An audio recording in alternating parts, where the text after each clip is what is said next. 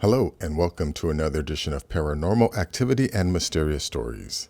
I got a lot to show in this video, so let me give you a quick preview here. I have an article from the Express, a UK paper, which claims a hunter found a crashed space capsule in the forest. 100% alien technology, and that's a photo of it, but we'll get to that one. Another one here is the San Diego Sphere. Now, this was a video that came out several years ago, and it was a low resolution video, but apparently these people here got a good high resolution video of it, and looks kind of interesting. And then next, we have this report from Project Blue Book, which is called the Project Blue Book Special Report number 14, which came out in May of 1955. And it, Project Blue Book Special Report number 14 was a massive statistical analysis of Blue Book cases to date, some 3,200 by the time the report was completed in 1954. So we'll take a look at that. And then this is the actual report. And an article from The Guardian on Tom DeLonge and what he has to say. And then from the Saudi Gazette, here, Saudi Arabia announces discovery of 120,000-year-old human footprints. So this is, going to put a wrench in, the whole human evolution timeline. Yeah, I'm coming to the realization that everything that we were taught, or at least what I was taught growing up as far as our existence and the human timeline and things, it's all wrong. This notion of the Clovis culture coming down through the Bering Strait into North America, and that's the first culture that began to develop into what eventually became us. None of that is correct. And then last, another, this is for a laugh, another one of those, just for a laugh. Seen as alien life blow. SETI survey of 10 million stars for alien tech yields worrying results. Basically, they're going to say, oh yeah, we looked at 10 million stars and, well, we didn't find any aliens, so guess what? No aliens out there. Okay, so let's get to this first one here. A UFO sighting. Hunter claims crashed space capsule in forest is 100% alien technology. UFO hunters have excitedly discussed a bizarre object found in a Polish forest, which some believe to be evidence of a crashed alien space capsule. But you know what? First, let me take a look at this this video here. This is two UFOs spotted in the sky over Washoe Valley in 2019. What is this?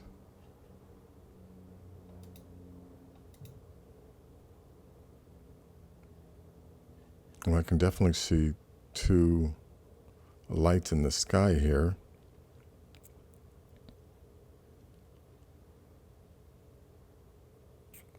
And is that all we get? Nope. Okay, two lights in the sky. I need to see them do something amazing. Like move real quick or something in order for me to believe that, this is an alien craft. I see two lights in the sky. Well, that's that. Let me go on with this article. The supposed UFO anomaly has been found seemingly abandoned in the depths of dense Polish woodland. Numerous photos of the perplexing object have been published in local news site econia.eu. The pictures purport to depict an object vaguely reminiscent of a space capsule larger than an adult lying on its side, surrounded by trees and empty bottles of alcohol. So here is this supposed UFO.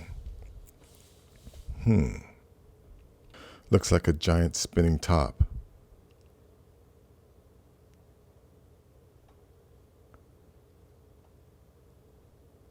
Yeah, I think this back here is supposed to be like the Kecksburg UFO.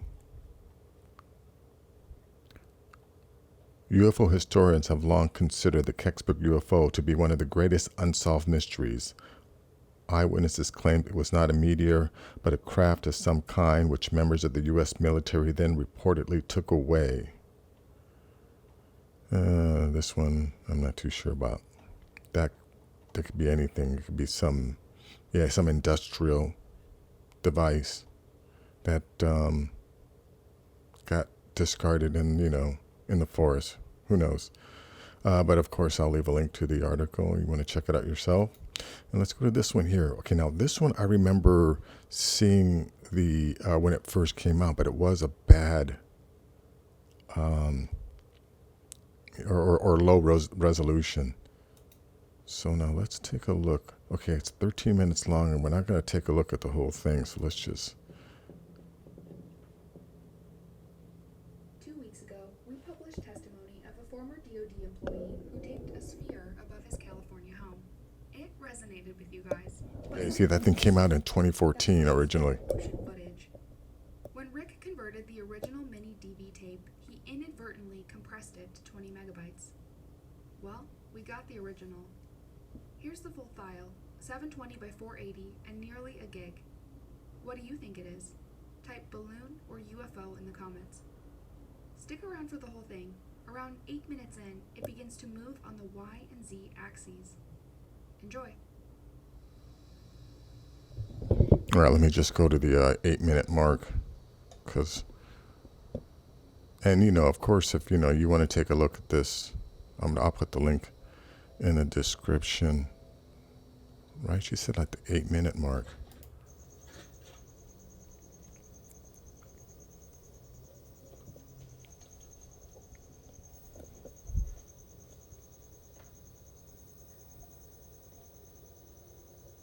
I hope this guy zooms in a little more on this as it starts moving on the Y and Z axis, did she say?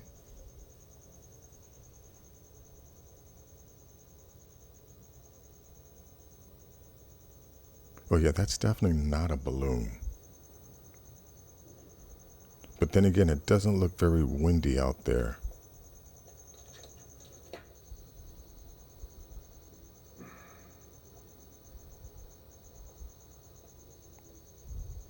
But really, you know what?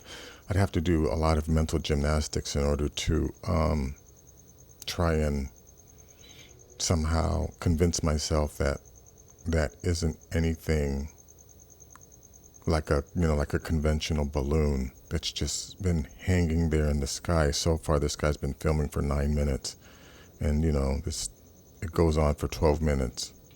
Yeah, I don't think.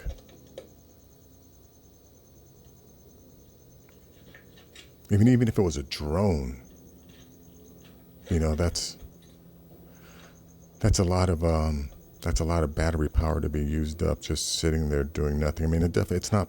I don't think it's impossible, but again, I'm trying to do mental gymnastics in order to convince myself that that isn't something out of the ordinary.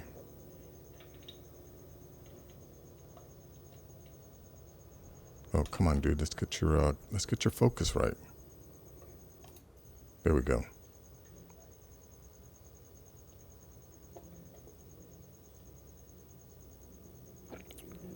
Something from one of our neighbors. Again, we're not alone on this planet. Okay, let's go to this next one here. Now, this Project Blue Book Special Report number 14 came out in May 5th, 1955. Project Blue Book Special Report number 14 was a massive statistical analysis of Blue Book cases to date, some 3,200 by the time the report was completed in 1954, after Edward Ruppelt had left Project Blue Book. Even today, it represents the largest such study ever undertaken. Batali employed 4 scientific analysts who sought to divide cases into knowns, unknowns, and a third category of insufficient information. They also broke down knowns and unknowns into 4 categories of quality, from excellent to poor. For example, Cases deemed excellent might typically involve experienced witnesses such as airline pilots or trained military personnel, multiple witnesses, corroborating evidence such as radar contact or photographs, etc. In order for a case to be deemed a known, only 2 analysts had to independently agree on a solution. However, for a case to be called an unknown, all 4 analysts had to agree. Thus, the criteria for an unknown was quite stringent. In addition, sightings were broken down into 6 different characteristics: color, number, duration of observation, brightness, shape, and speed. And then these characteristics were compared between knowns and unknowns to see if there was a statistically significant difference. When the Air Force finally made Special Report Number 14 public in October 1955, it was claimed that the report scientifically proved that UFOs did not exist. Critics of this claim note that the report actually proved that the unknowns were distinctly different from the knowns at a very high statistical significance level. The Air Force also incorrectly claimed that only 3% of the cases studied were unknowns instead of the actual 22%. They further claimed that the residual 3% would probably disappear if more complete data were available. Critics counter that this ignored the fact that the analysis had already thrown such cases into the category of insufficient information, whereas both knowns and unknowns were deemed to have sufficient information to make a determination. Also, the unknowns deemed to represent the higher quality cases, for example, reports that already had better information and witnesses. Below, you will find a copy of the entire report as archived by the CIA. This is the cleanest copy that I have seen and complete. I guess that means there's not a lot of redaction in it. So let's take a look at this report here. Now, let's see, Project Blue Book, Special Report Number 14, Analysis of Reports of Unidentified Aerial Objects for Official Use Only. And we get down, here's the contents. Summary here. Reports of unidentified aerial objects, popularly termed flying saucers or flying discs, have been received by the U.S. Air Force since mid-1947 from many and diverse sources. Although there was no evidence that the unexplained reports of unidentified objects constituted a threat to the security of the U.S., the Air Force determined that all reports of unidentified aerial objects should be investigated and evaluated to determine if flying saucers represented technological developments not known to this country. Look, okay, so since 1947, they've been getting this report. And think about that, folks. Since 1947, they've been telling us, oh, no, it's not real. And they came up with the whole idea of, conspiracy theorists in order to discredit anyone who was using facts to get too close to their truth. But in order to discover any pertinent trend or pattern inherent in the data and to evaluate or explain any trend or pattern found, appropriate methods of reducing these data from reports of unidentified aerial objects to a form amendable to scientific appraisal were employed. In general, the original data upon which this study was based consisted of impressions and interpretations of apparently unexplainable events and seldom contained reliable measurements of physical attributes. This subjectivity of the data presented a major limitation to the drawing of significant conclusions, but did not invalidate the applications of scientific method of study. So what they're saying is that even though sometimes they weren't able to, or they didn't have physical evidence based on, I guess, the people who were reporting it, that they had to give it some credibility. But anyways, I'll leave a link to this report in the description too. You want to definitely check it out. So let's go to this other one. Okay, so now this is Tom DeLonge. And I want to make a point real quick about Tom DeLonge and his Academy to the Stars, right? Again, this report proves that there were people within our government who were studying UFOs, and yet, in the public, they were saying that this doesn't exist, that it's a lie. They would debunk, anyone, or they even, destroyed careers. There were actual people who were behind the machine or who worked the machine in order to discredit anyone who actually saw this thing, right? Now, those people who were involved in discrediting anyone who actually saw UFOs are the people who now are involved in Tom DeLonge's Academy of the Stars. They were all the people in the CIA. They were the people who were lying to us. So just remember that about Tom DeLonge and his Academy of the Stars. Yeah, they're giving us information, but they still want to control the narrative. Now, I'm sure they came to the realization that they aren't going to be able to keep this a secret. That that their lies weren't going to stand up. So now, the only thing they can do is to try and control the information. So that's what they're about. But I want to point out something that he says here in this first two paragraphs here. Seconds before, this is now, I guess, the author, of this article talking. Seconds before my interview with Tom DeLonge is due to begin, I'm told don't mention aliens. This seems odd because the former Blink-182 frontman produces and occasionally appears on Unidentified Inside America's UFO Investigation, currently showing on Sky.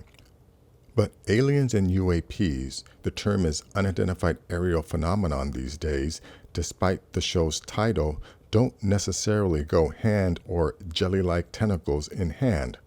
DeLonge, you see, is extremely keen to keep himself credible. People need to buckle up, he says, open their minds and stop talking about, aliens and extraterrestrials because, now get what he says here, I have a feeling that that's not exactly what it is.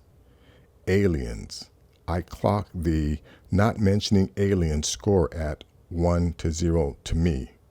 Okay, he says, open their minds and stop talking about, aliens and extraterrestrials, because I have a feeling that's not exactly what it is. And I have a feeling that's not exactly what it is either. I don't think that the crafts that we are seeing are aliens or extraterrestrials. I think that they are being piloted and controlled by an advanced civilization that shares the planet with us. So yeah, they're not coming in from outer space, and again, since these are the people that they want to control the narrative, that's what they don't want us to know, that we are not alone on the planet. So anyways, now to get kind of away from aliens, check this out.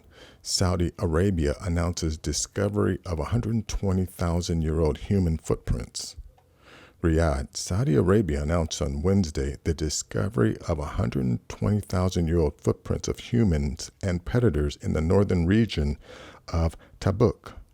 The Ministry of Culture, represented by the Heritage Commission, disclosed that a joint team comprising of Saudi and international archaeological experts made the discovery of footprints of humans, elephants, and predatory animals around an ancient dry lake on the outskirts of the Tabuk region dating back to more than 120,000 years from now. Right? This is based, 120,000 years is, I'm sure, based on evidence. And, we have pretty good technological or pretty good devices now that are pretty accurate at determining things from the past. Now, I'm definitely not saying that, it's all correct, but yeah, come on. Okay, so now there's a lot more going on in this article, but I'll leave a link if you want to read it. And let's go to this last article from the Express. Now, this is for a laugh. alien life below. SETI's survey of 10 million stars for alien tech yields worrying results. Astronomers scanning the universe for signs of alien technology have completed a survey of 10 million star systems, and the results are worrying. The search for extraterrestrial intelligence, SETI, is an international effort combining some of the world's brightest minds in cutting-edge technology.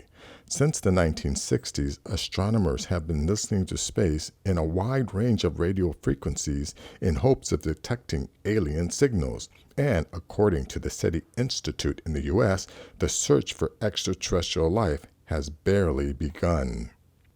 The Institute said, "Are we alone in the universe?